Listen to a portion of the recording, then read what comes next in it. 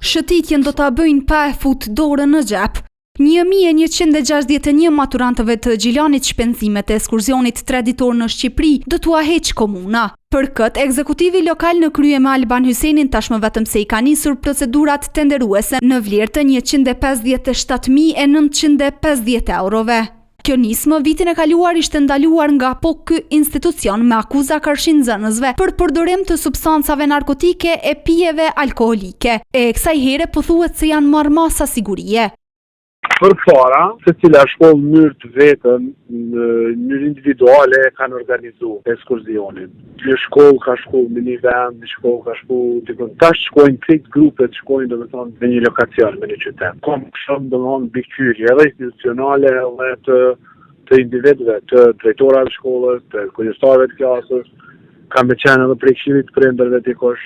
Kryesindikalisti lokal i mësimdhënësve Blerim Mehmeti, televizionit i tha se kujdestarët e klasave çdo vit i marrin masat e njëjta, andaj sipas tij krahasimet që po bëhen nga komunarët janë ofenduese karshi tyre.